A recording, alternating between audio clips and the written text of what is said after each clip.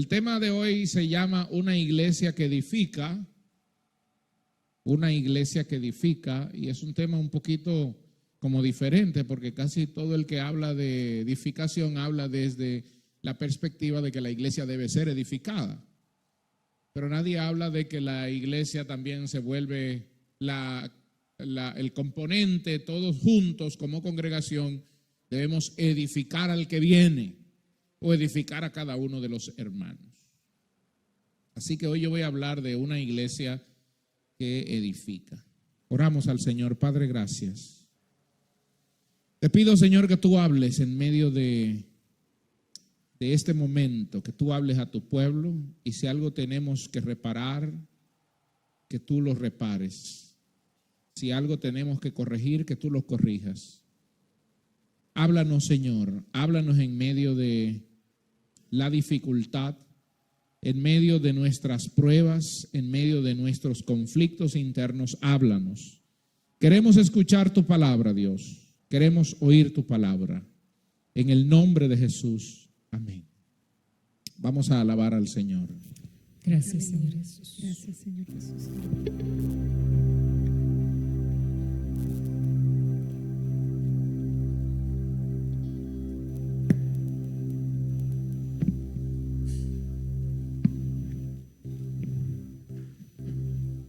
A ti sea la gloria, Dios.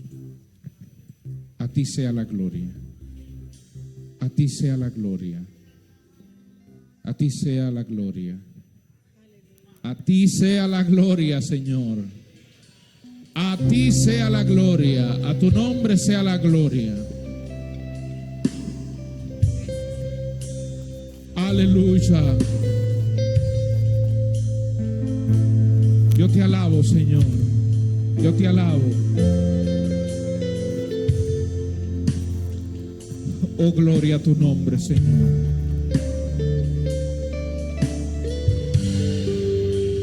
Si se lo sabe, usted lo canta conmigo. Al que está sentado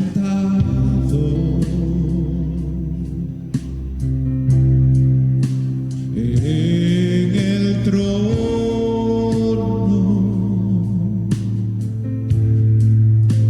y al Cordero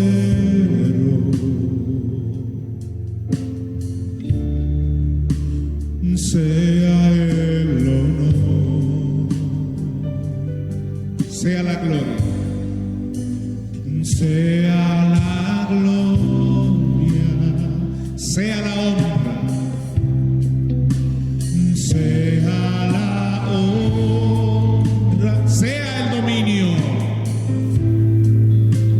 sea el don por los siglos de los siglos. Aleluya. Por los siglos de los siglos. Diga conmigo, poderoso Dios. Poderoso Dios. Poderoso Dios. Una vez más. Poderoso Dios. Otra vez, poderoso eres Dios. Poderoso Dios.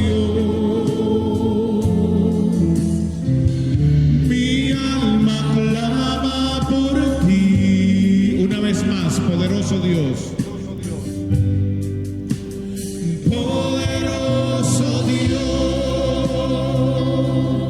aleluya, poderoso Dios,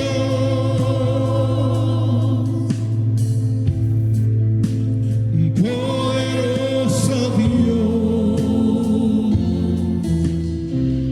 mi alma clama por ti.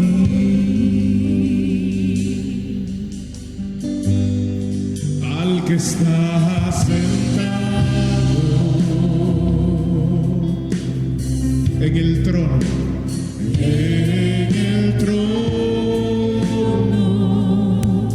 y al Cordero, sea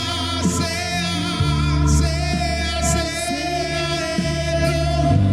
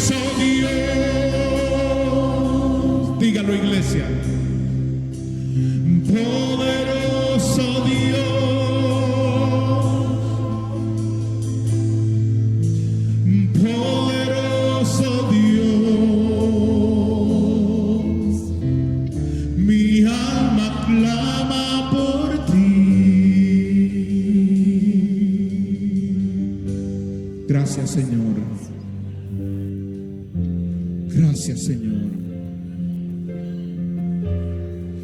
Gracias, Señor.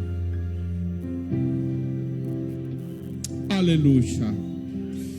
Oh, aleluya. Majestuoso, poderoso, maravilloso. Aquel que tiene todo bajo su control.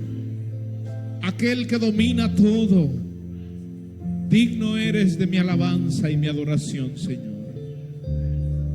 Gracias, Padre. Aleluya.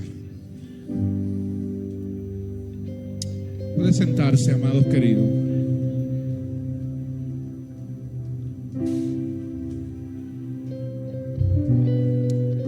Aleluya.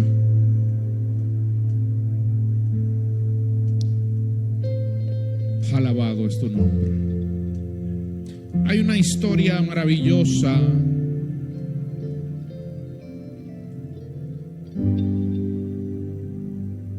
de un granjero que tenía muchos animales en su granja. Al enterarse de que el dueño de la granja vecina había fallecido y que los hijos no querían hacerse cargo de lo que allí había,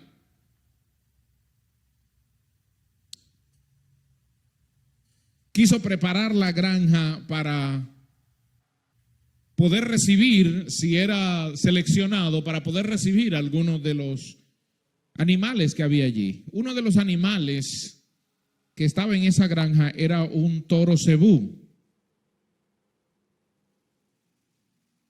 ¿Sabe lo que es un toro cebú, verdad?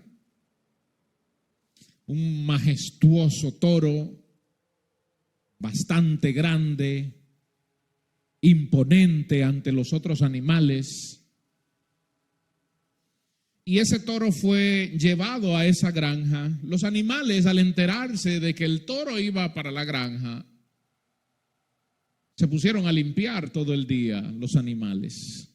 Las vacas estaban felices, contentas, porque un nuevo padrote iba a llegar a su pasto. Todos los animales estaban felices y contentos y deseaban recibir aquel huésped que iba a llegar. Hasta que llegó este majestuoso animal, más grande de lo que ellos se imaginaban, hermoso. Estaba bien gordo. Y todos los animales quedaron impactados por la llegada de este gran toro cebú. Y dijeron, wow, esto va a ser de bendición porque mucha gente va a querer venir a esta granja solo para ver la majestuosidad de este animal. Y por eso quisieron todos los animales preparar el lugar donde estaban para que el toro se sintiera bien y no se quisiera ir.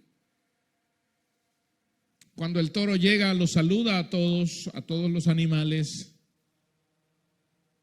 Y lo primero que pide es, vengo un poco cansado y quisiera un lugar para descansar un poco antes de poder conocerlos a todos. Y como todo el mundo, todos los animales allí estaban bastante ocupados en atender sus lugares, en limpiar sus lugares, para que el toro encontrara lugares limpios, nadie se ocupó en preparar un lugar para donde estuviera el toro. Así que el único animal que dijo, bueno, cerca de mi posilga hay un lugar que puedes descansar tranquilamente, fue el cerdo. El cerdo fue el único que le ofreció ese lugar. Pero allí también había una cabra, una chiva. Por esto esta historia se llama la chiva criticona. Que lo primero que hizo fue, cuando el toro llegó, presentarse y presentar a toda la chusma. Así mismo le llamó. Yo estoy por encima de toda esta chusma. Yo, al igual que usted, vengo de familias poderosas. Fíjese que mi manera de hablar, decía la cabra, mi manera de hablar es diferente a los de todos estos animales. Y entonces para que usted entienda que va a encontrar a alguien de su nivel. El toro no le prestó mucha atención a esto. Y cuando el cerdo dijo, cerca de mi posilga hay un lugar donde usted puede quedarse, reposar un rato y descansar, porque incluso hay pastos verdes, la chiva protestó a eso y le dijo al cerdo, ¿y cómo va a ser que tú, que eres lo más asqueroso que hay en toda esta granja, le estás ofreciendo a nuestro huésped un lugar como ese? Pero el toro no le prestó atención y siguió caminando y se fue juntamente con el cerdo al lugar que el cerdo le había dicho. Lo único malo que había allí era el olor insoportable, pero el lugar realmente estaba bonito, el pasto estaba bonito y el toro podía descansar en ese lugar. Sin embargo, el olor no lo dejaba mucho descansar. Pero la chiva no paró de criticar en todo momento. Criticó a todos los animales, criticó su educación, criticó lo diferente que eran, por eso ella se mantenía en las alturas siempre. Ustedes saben que las chivas se suben en los lugares que no debería subirse. Suben más que los gatos. Y se suben por paredes que ni un ser humano se subiría bien. Y estaba manifestando todo esto. El toro llegó a ese lugar, descansó un poco y cuando despertó dijo, wow, tengo hambre. Y ninguno de los animales que estaba perplejo mirando al toro descansar le ofreció comida. Solo aquel cerdo que dentro de las cosas sucias que le llevaron para comer, habían 2 hojas de lechuga, 2 matas de lechuga que estaban también sucias. Así que el cerdo fue, las tomó, las limpió, las lavó y se las ofreció al toro. A pesar de que el toro no le gustaba mucho la lechuga, él se la comió, aún sabiendo que las lechugas olían mal porque estaban mezcladas con ¿cómo que le llaman a la comida que se le echa a los cerdos?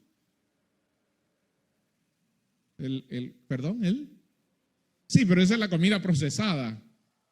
Usted sabe que a los cerdos se le echa hoy comida procesada, pero antes no se le echaba comida procesada. Uno recogía la basura, las sobras que sobraban en las casas. Esa era la comida de los puercos. Nadie le echaba los plátanos ni los guineos a los cerdos, le echaban las cáscaras. Así que él tomó de toda esa comida y sacó esas 2 hojas de lechuga y se la dio, y el toro se comió, aunque no le gustaba, pero se las comió. Todos los animales se quedaron mirando y la chiva, cuando vio esta acción del cerdo, casi se come al cerdo, diciéndole de todo, porque ¿cómo va a ser que tú a nuestro huésped tan distinguido le brindas esa comida tan sucia? Cuando el toro ya pasa el día con los animales y decide irse a su otra granja hasta que tomen la decisión, se devuelve y dice, miren, ustedes se enfocaron tanto en mantener el lugar limpio que se olvidaron de tener un espacio para mí.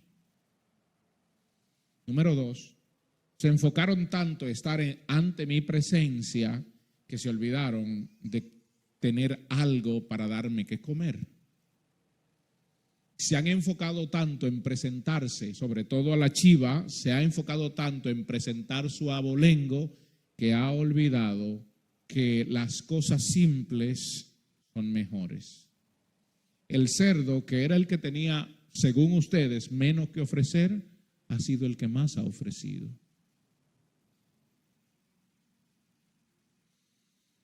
La chiva en ese momento entendió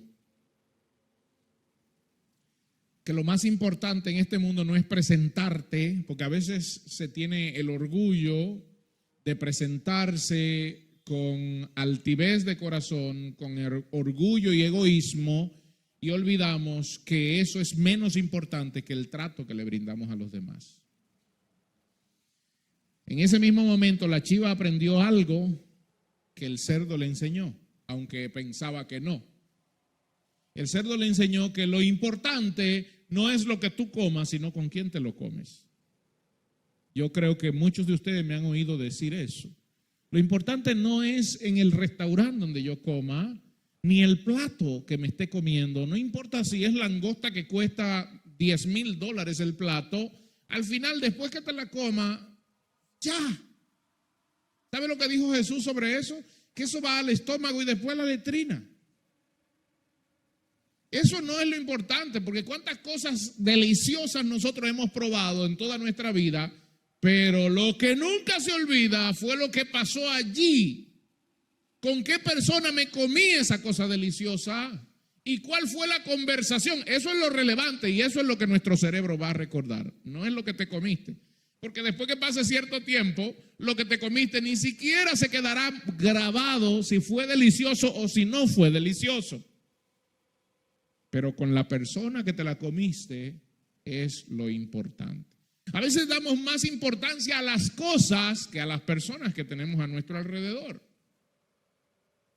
Y a veces menospreciamos lo menos que puede dar el otro porque yo creo que me merezco más. ¿Me doy a entender?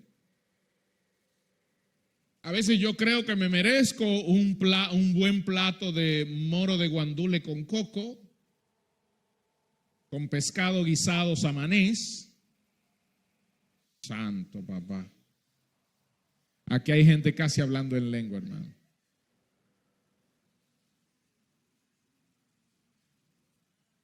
Con una ensaladita verde y un jugo de limón, suculento jugo de limón. A veces creemos que no merecemos eso, pero el que está al frente puede darme eso. Probablemente lo que pueda darme es guineo con salami, pero yo desprecio eso porque yo creo que me merezco más. Y entonces al hacer eso, no aprendemos de nuestro Señor. Hermano, a veces, y esto se cuenta en la historia de la viuda. ¿Usted recuerda a Jesús cuando estaba hablando de la historia de la viuda? Que pasó el rico y echó sus ofrendas. ¿Pero echó de qué? Dice el Señor. ¿De qué echó él? De lo que le sobraba. ¿Y la viuda qué dio? Lo único que tenía. Y a veces lo único que tiene una persona y te está brindando con todo el amor es guineo con salami. Pero nosotros a veces creemos que me merezco más que esto.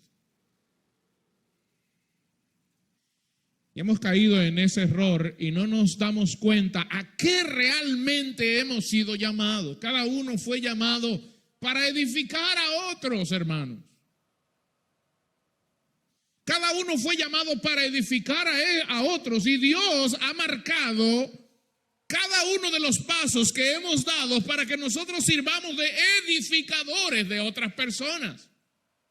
Porque en la medida que edificamos al otro, somos edificados. Una palabra muy compleja, pastor. ¿Qué quiere decir eso? En la medida en que yo apoyo, ayudo, sirvo a otro, en esa medida también soy servido. Nos enfocamos demasiado orando por nosotros mismos y olvidamos que nuestro llamado es a orar por el necesitado. ¿Por qué? Porque cuando tú oras por otro, Dios se encarga de lo tuyo. Que cuando tú te quitas el pan de tu boca para dárselo a alguien más, Dios se encarga de proveer, porque tu proveedor no es alguien más, es Dios. Y en todo ese proceso de constante presión, porque realmente todos nosotros vivimos en un mundo donde estamos siendo constantemente bombardeados y presionados por esta sociedad, entonces queremos mantener el nivel de la sociedad que la sociedad nos está exigiendo y nos mentimos a nosotros mismos. No, es que la sociedad, la iglesia donde yo voy, todos visten ropa nueva, por lo tanto eso me obliga ¿a qué? A vestir ropas nuevas yo también. Y a veces no tengo para vestir ropas nuevas, ¿y qué hago? Me endeudo y entonces la iglesia, en vez de servir de edificadora, se convierte en una iglesia demandante. Lo voy a explicar otra vez para que me sigan la corriente.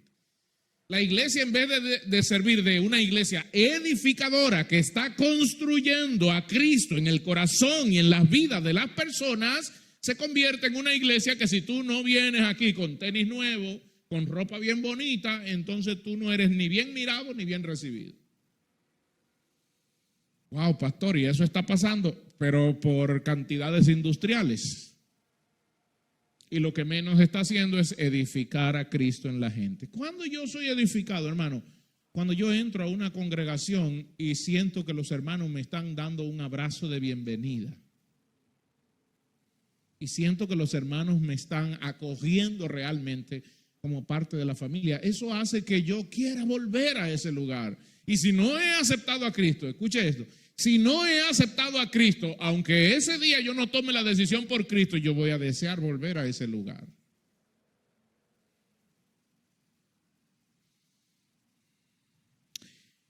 Oí la historia de un pastor en Guadalajara, México, que, bueno, creo que le había hablado antes a usted de eso, donde un señor se convirtió, él era empresario, se convirtió en esa congregación, pero quien lo invitó a la congregación fue su chofer, que había ido un día antes, había estado allí, se había convertido, había aceptado a Cristo, y entonces lo próximo que hizo fue lo que debe hacer todo cristiano, invitar a otro. E invitó a su jefe para que fuera a la casa de Dios, y el jefe fue y se convirtió. Pero de los líderes de la iglesia, quien llamó la atención no fue el chofer que vino la semana pasada, fue el jefe, porque se vino bien vestido. Además lo vimos entrar al parqueo con una Mercedes-Benz.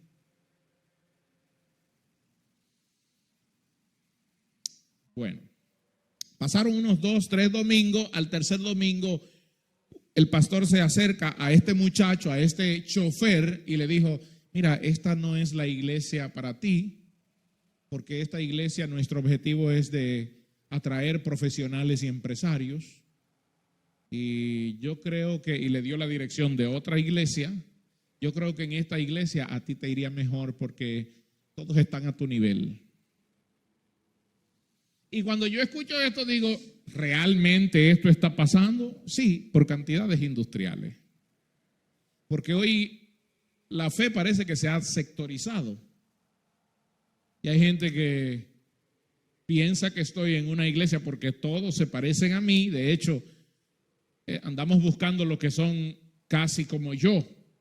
Y olvidamos incluso que la Biblia está hablando en contra de esto. Eso mismo o casi igual pasó en el pueblo de Israel cuando ellos salieron de Babilonia.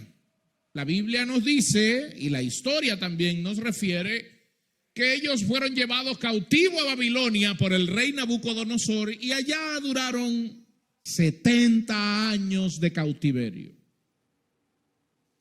bajo el control y el dominio de Babilonia, que fue una de los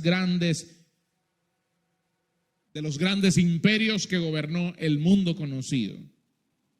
Pero Babilonia se emborrachó de poder, se durmió en sus poderes, y entonces en el año 540, antes de Cristo aproximadamente, apareció un hombre llamado Darío II, medo-persa, y la ciudad de Babilonia estaba ubicada encima del río Tigris. El río Tigris cruzaba por en medio de la ciudad, incluso las murallas de la ciudad estaban trazadas encima del río, porque allí estaban los grandes jardines colgantes de Babilonia, que fue en ese momento una de las 7 maravillas del mundo. Pero se durmieron en su poder, y entonces los medopersas tomaron la ribera del río, hicieron botes y navegaron hasta caer dentro de la ciudad mientras los babilonios estaban en fiesta. Y así Medo-Persia se metió a Babilonia, conquistó Babilonia y le arrebató el poder a Babilonia. Y esto hay una gran enseñanza aquí para que nosotros, cuando nos sintamos bien, ahí es que debemos más buscar a Dios.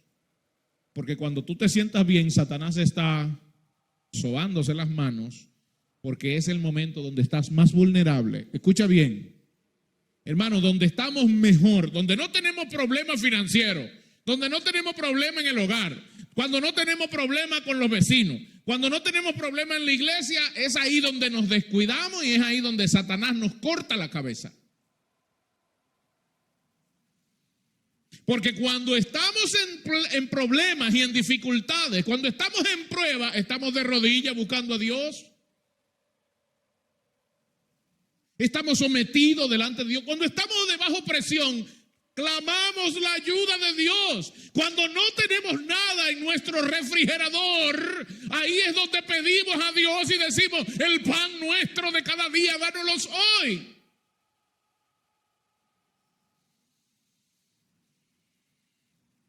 Sin embargo, cuando nuestra nevera parece una piscina, ¿usted sabe por qué parece una piscina, verdad?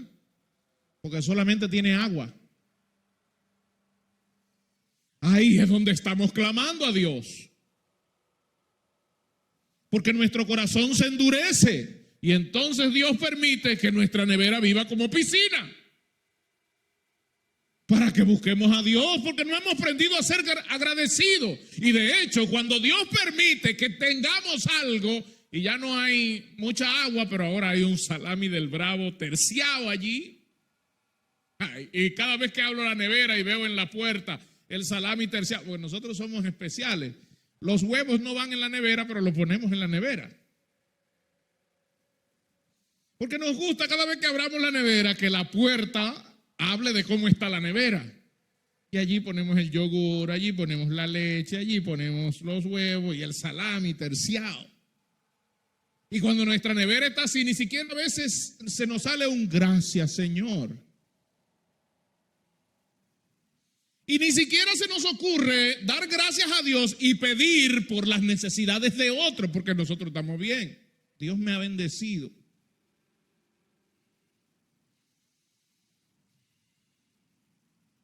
Y entonces no edifico. Israel estaba así. Llega el rey Darío.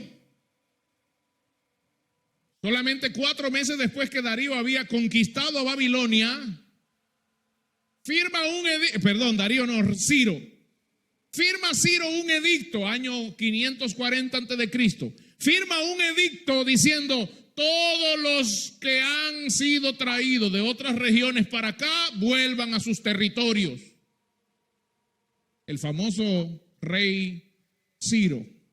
Y devolvió a la gente a sus territorios, e incluía a los judíos. Los judíos tenían que volver desde Babilonia a sus territorios. Y allí es donde Nehemías toma el control. Solamente le estoy dando rapidito, toma el control y va y construye las paredes de la ciudad de Jerusalén, porque habían sido destruidas 70 años antes.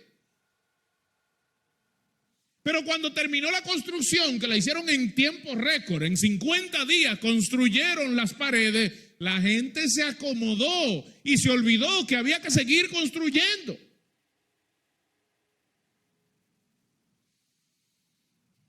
Y 2 años después llega la palabra de Dios por boca de Ageo diciendo lo siguiente. Vaya conmigo a Ageo capítulo 1, versículo 1.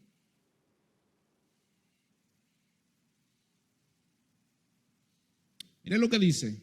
2 años después, en el año segundo de Darío, del rey Darío, en el mes sexto, en el primer día del mes, vino palabra de Jehová por medio del profeta Ageo a Zorobabel, hijo de Salatiel, gobernador de Judá, y a Josué, hijo de Josadac, sumo sacerdote, diciendo: así ha hablado Jehová de los ejércitos, diciendo: este pueblo dice, no ha llegado aún el tiempo de que la casa de Jehová sea reedificada. Ellos habían reedificado sus casas, ellos habían construido sus casas, ellos estaban cómodos en sus casas, pero la casa de Jehová no tenía nadie que velara por ella. Versículo 13. Entonces vino la palabra de Jehová por medio del profeta Ageo diciendo: es para vosotros tiempo, para vosotros de habitar vuestras casas artesonadas. Y esta casa está desierta. Pues así ha dicho Jehová de los ejércitos: meditad bien sobre vuestros caminos. Sembráis mucho y recogéis poco. Coméis y no se sacian. Beben y no quedáis satisfechos. Se visten y no se calientan. Y el que trabaja a jornal recibe su jornal. ¿Dónde? ¿Dónde dice su Biblia? En saco roto.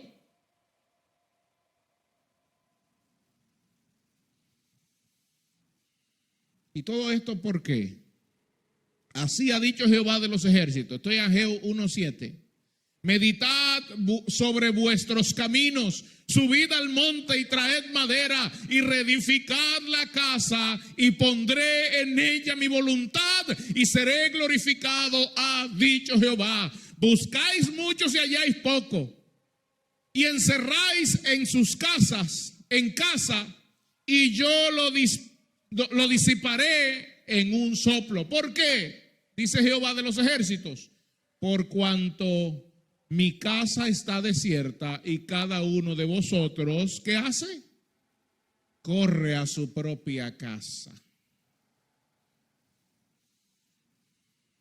Por eso se detuvo los cielos sobre vosotros la lluvia, y la tierra detuvo sus frutos, y llamé la sequía sobre la tierra, y sobre los montes, y sobre el trigo, y sobre vino, y sobre el aceite, y sobre todo lo que la tierra produce, sobre los hombres y sobre las bestias, y sobre todo trabajo de sus manos.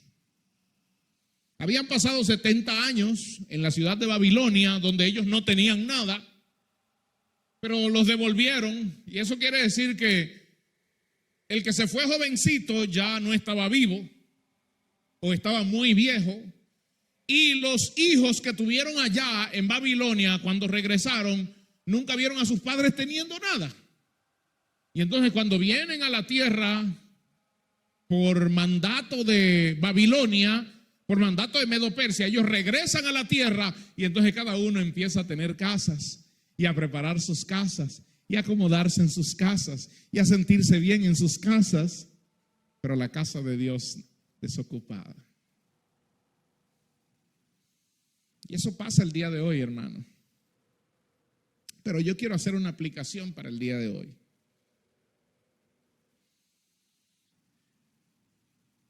Hay referencia de ese tiempo. El historiador Heródoto narra el evento de cómo Ciro emitió un decreto. Y de hecho hay un rollo, no un rollo, es como una piedra de arcilla que está en un museo, me parece que es en el Louvre de París, que también se le llama el rollo de Ciro, donde relata el edicto, para que usted vea que no es un asunto, porque a veces que quieren poner, a aquellos que no conocen la palabra de Dios y que no creen en ella, quieren poner la Biblia como un grupo de historias así, que alguien se las inventó. Y entonces este tipo de rollos que está en un museo me dice: lo que la Biblia relata es verdad. De hecho, para buscar más historia que pueda contrastar esto, se van a la Biblia. Heródoto narra cómo Ciro fue y se introdujo en Babilonia por las afluentes del río Éufrates, y cómo él da un edicto de que todo el que no era de esa tierra saliera de la tierra. Esto fue aproximadamente año 539, 540 antes de Cristo. En el versículo 1 que acabamos de leer, allí está mencionando a Salatiel, el hijo de Salatiel, que era Zorobabel, que en ese momento era el gobernador de Judá. Y fíjense cómo la llamada de atención de Dios cae sobre el gobernador. De hecho, Cada vez que nosotros miramos la Escritura o miramos el Antiguo Testamento y sobre todo los profetas menores y mayores, nos damos cuenta que cada vez que Dios iba a llamar la atención, la hacía sobre los líderes. Si usted mira el libro de Malaquías, ¿cómo empieza el libro de Malaquías? Diciéndole a los sacerdotes. Es a los sacerdotes el llamado, porque habían descuidado la casa de Dios. Y aquí en Ageo el llamado es al gobernador de Judá y a Josué, que era el sumo sacerdote. ¿A quién es el llamado hoy? A los pastores. Porque cuando una iglesia cae en falsa doctrina, ¿por qué cae? Cuando una iglesia entra falsos testimonios dentro de la iglesia y cuando una iglesia se aleja de la palabra de Dios, que está pasando hoy, mucha gente que conoció a Cristo está dejando a Cristo porque es más para ellos, más beneficioso el judaísmo que el cristianismo. Hay muchas iglesias que están cambiando a su Señor y Salvador, negándolo. Gente que antes hablaba en lengua. Hermano, gente que antes hablaba en lengua, hoy están contristando al Espíritu Santo.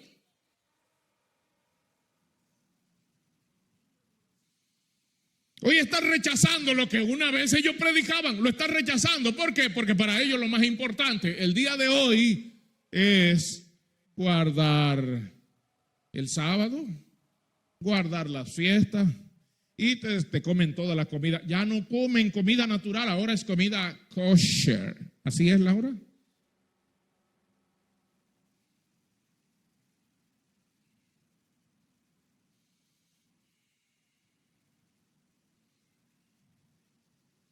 Después que Nehemías había construido los muros, la gente se acomodó. Es como aquel que dice: yo estoy pagando alquiler. Mire esto, mire, para que usted vea nuestra mentalidad, hermano, porque así es el ser humano. Estoy pagando alquiler. Me voy a comprar un solar y voy a construir ahí una rancheta y voy a dejar de pagar alquiler. ¿Y sabe lo que hacen? Sí, compran el solar y construyen una rancheta y dejan de pagar alquiler. Y se mudan y dicen: lo que antes yo pagaba de alquiler, ahora me lo voy a ahorrar y voy a construir mi casa. Pregunta, ¿la construyen, verdad? ¿Usted sabía qué hacen? Que lo que pagaban de alquiler ahora lo gastan en otra cosa. Porque como ya tengo una rancheta que es mía, se han quedado callados. Porque la mayoría piensa y dice: oye, yo pagando 15,000 al año, en un año son 180,000 pesos. Y eso me da por lo menos para que en 2 años, en 3 años yo tenga mi plato de mi casa, y le pasan 10 años y no echan el plato de la casa. ¿Por qué? Humanos mortales. Porque nada más haces tener unos chelitos en la cuenta para que se te aparezca una, se te presente una. Desde que tienes ahorro de 40,000 pesos, se te presenta una y tienes que gastarlo. O algunos son manoseados para caer en oportunidades. Invierte aquí. Yo me quedo asombrado porque ahora apareció otra nueva estafa de una muchacha que le pedía prestado para ella prestar para adelante y se desapareció con 100 millones de pesos. Y todos los días aparecen nuevas estafas. Hermano, no caiga usted en eso, por Dios, el dinero no aparece en los árboles. Todo el que venga presentándole un negocio de que dinero fácil, mándelo, dígale que se arrepienta. Yo le iba a decir que lo mande para el diablo, pero...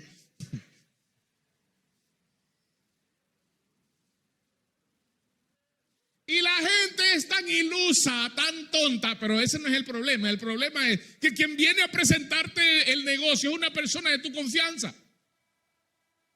Y entonces por confianza le das dinero y por confianza te lo desaparece.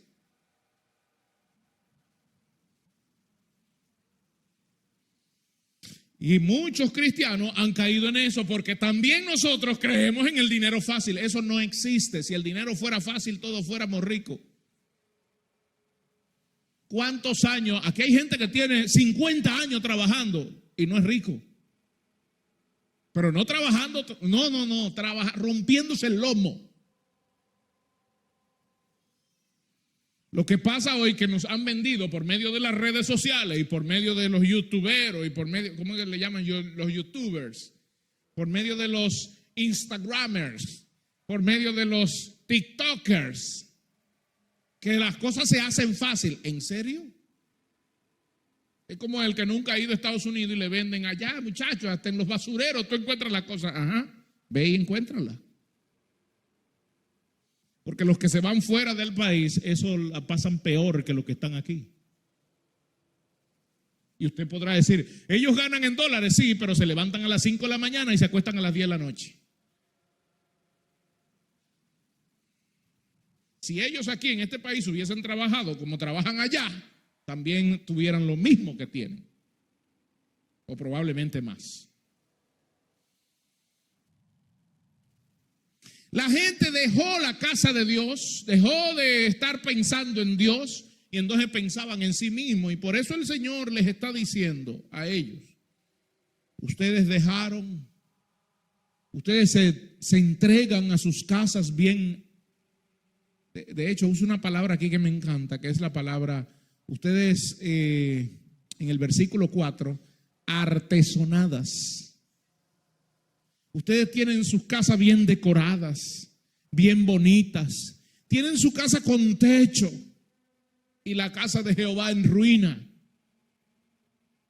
Y estoy seguro que mire, la casa de Jehová en ruina, cuando la ley decía que ellos debían traer sus diezmos. Pero a ellos no les interesaba eso, a ellos les interesaba lo de ellos. Como a muchos cristianos el día de hoy, le interesa sus propias vidas. No le interesa edificar a alguien más. Le interesa edificarse ellos a sí mismos.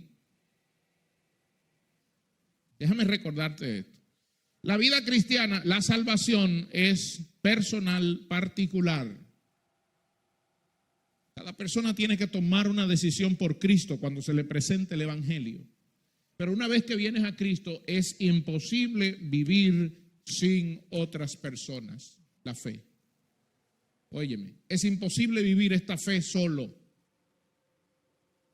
Tú sabes que en la historia nos habla de un grupo que por los años 400, 500 después de Cristo, vieron como que el mundo estaba pervertido y las cosas se habían pervertido y ellos se apartaron para vivir una vida apartada del mundo. Y ahí es donde viene el concepto de monasterio o monasticismo, como se le llamó. Donde ellos era que producían todo lo que comían. No tenían ninguna mezcla y ninguna liga con el mundo externo. Porque ellos esperaban que Cristo viniera y se los llevara a ellos, porque al final de todo el que estaba fuera de ellos estaba perdido. Allí también podemos ver el concepto de una secta.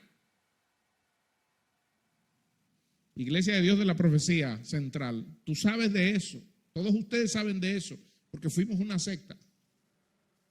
Y esto está saliendo por los medios, pero la gente lo sabe. Fuimos una secta, hermano. Nosotros creíamos que todo el mundo tenía que venir a nosotros. Nosotros creíamos que éramos los únicos salvos y los otros hermanos de otra congregación están perdidos todos. Y por eso no edificamos a los de afuera. Gracias a Dios que nos dimos cuenta que estábamos mal. Y que Dios está llamando a diferente gente en diferentes tiempos para hacer una obra. Gloria a Dios porque te ha llamado a ti, me ha llamado a mí. Y hoy nos entrega una realidad diferente. Y esa realidad es que yo tengo que en todo lo que hago, en todo lo que digo, en todo lo que vivo, en cada paso que doy debo edificar. Porque si no, no lo estoy haciendo bien.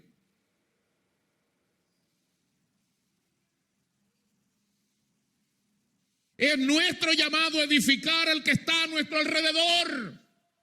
La iglesia no puede vivir sin edificar a otros.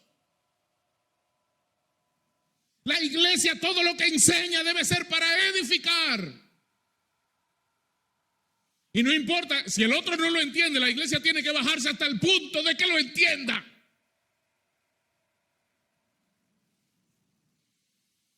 Oh, gloria a Dios. ¿Cuál es el pedido que Dios nos está demandando, nos está llamando hoy? Primero, que la iglesia fue constituida para la edificación. Hay muchísimos versículos que hablan de una iglesia que edifica hoy, en todo lo que hace. Nosotros no podemos hacer un servicio solo para que la gente se sienta bien. Escúcheme, hermano, y yo me niego a hacer esto. Entienda mi posición. Yo me niego a hacer actividades que no edifiquen a la gente.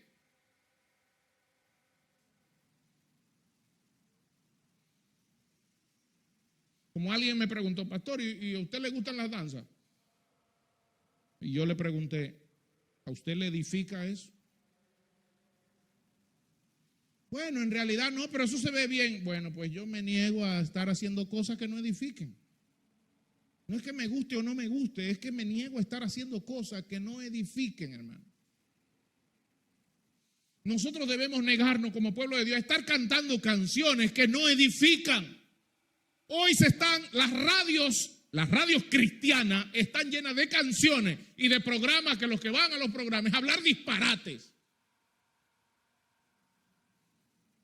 Y que los que cantan allí, su objetivo no es adorar. Su objetivo no es cantar al Rey Eterno. Su objetivo es pegar una canción para que me inviten de las iglesias y poder tener dinero. Y así mismo lo dicen. Incluso se graban en vivo. Esto para mí fue chocante. Se graban en vivo y ahí va el productor y le dicen, no, tú tienes que arrodillarte en medio de la canción. Cuando te graben, tú te arrodillas y no, tienes que llorar y que se salga en la cámara y tú con los brazos y son, hermano, teatros. Y usted lo escucha y dice, eso no puede estar pasando. Eso está pasando. Pregunta, ¿están edificando a otros? No.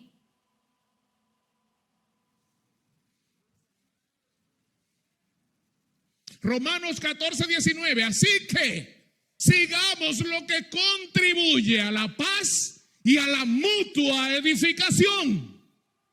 La iglesia no puede hacer otra cosa que no sea edificar. Si enseñamos, debemos edificar, porque si enseñas y no edificas, no sirvió tu enseñanza.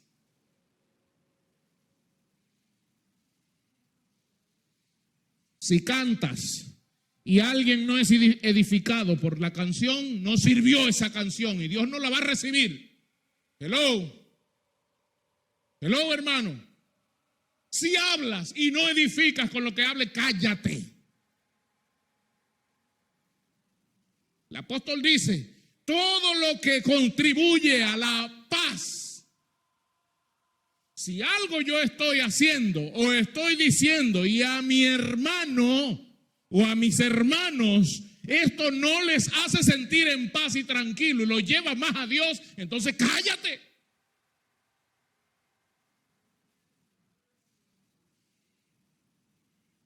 Y abrázate del concepto de lo que no entienden hoy. Porque si el problema es por lo que no entienden hoy, ellos lo entenderán después. O lo que yo no estoy entendiendo, el Señor, hámelo entender. Romanos 15:2 dice, cada uno de vosotros agrade a su prójimo en lo que es bueno. ¿Para qué? Para edificación. Otra vez lo voy a repetir. Cada uno de vosotros agrade a su prójimo. Ay, que mi prójimo es un tonto. Él no entiende. Sí, pero tu llamado es convertirte en tonto delante de ese tonto. Porque la única manera que lo vas a edificar es tú convirtiéndote en un tonto. Hay cosas que delante de mí se dicen y yo me quedo como que ya no escuché eso. No sé. Y personas me dicen, ¿y tú no vas a decir nada? Lo que pasa es que a veces si digo cosas, esa persona lo dice porque probablemente no ha pasado por lo que yo he pasado, o no tiene el conocimiento, o no tiene la educación. Hermano, pero hoy da vergüenza, escúcheme esto, Da vergüenza cómo los cristianos nos estamos matando entre nosotros mismos y los de afuera se están burlando. Escúcheme esto. Nosotros nos estamos matando entre nosotros diciendo quién es el salvo y quién es el no salvo y quién es el impío y quién es el hijo del diablo. Y los de afuera burlándose. Hoy hemos, ¿cómo se dice? Caricaturizado la fe y el evangelio de Jesucristo. Y los de afuera no lo están viendo como algo serio. Lo están viendo como esos charlatanes. Y yo estoy seguro que quien ha levantado ese movimiento es el mismo diablo. Ustedes están callados hoy. Yo creo que es el frío que los tiene calladitos. El evangelio se ha vuelto una caricatura detestable el día de hoy. No el evangelio, los que portan el evangelio. Y no hay una voz hoy que les llame a capítulo, porque cada quien es dueño de su propia isla. ¿Usted sabe qué quiero decir con esto? Que como yo tengo mi iglesia, la iglesia central es mi iglesia, mía. Y como es mía, el que viene de afuera, no, yo lo mando para la porra. Porque esta iglesia es mía. Y como es mía, y al que no le guste, que se vaya, porque esto es mío. Lo vemos a diario. Entonces nadie puede llamar la atención al otro, porque cada quien ha hecho del evangelio su propio negocio, ha hecho del evangelio su propia isla, y el evangelio se ha vuelto una caricatura burlesca, que era lo que el apóstol Pablo no quería que pasara con el evangelio. Por eso cuando se oía hablar de Pablo, se hablaba de Pablo como uno de los mejores exponentes de lo que expone.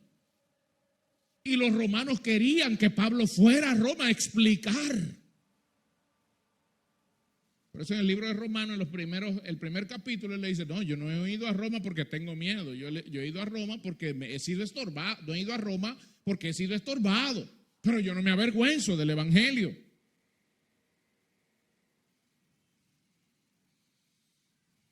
Hermanos, nosotros debemos ser llamados, debemos entender lo que Dios quiere comunicarnos, porque yo tengo varias semanas pensando en esto. Debemos comprender lo que Dios quiere comunicarnos. Si algo no trae paz, si algo no edifica, a veces hay que pelear por cosas para que el pueblo pueda estar en paz. No me malentienda con esto. A veces hay que pelear cosas para que el pueblo pueda estar en paz. Y aquello que está trayendo la inconformidad, por eso el líder, y ese es el llamado de Dios, al líder debe estar con el ojo abierto, para que se dé cuenta de cuando las cosas no van bien, y si hay que romper para que eso de en lo adelante esté bien, se rompe.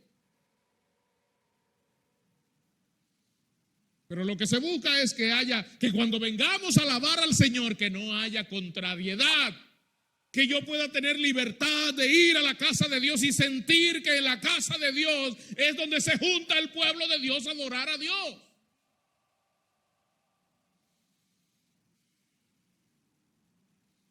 Pero muchas veces entendemos que la casa de Dios es el lugar donde se junta un grupo de personas que yo no sé ni siquiera qué va.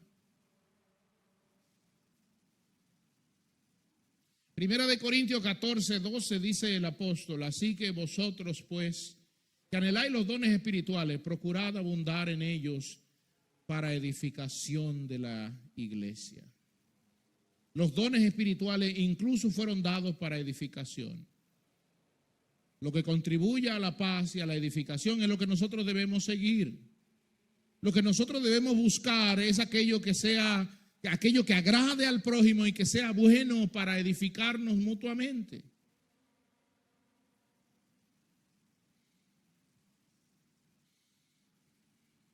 Quiero ir cerrando esto. Efesios 4:29 dice, ninguna palabra corrompida haya o salga de vuestra boca, sino aquella que sea necesaria. Aquella que sea, dice, buena y necesaria para la edificación, a fin de dar gracias a los oyentes.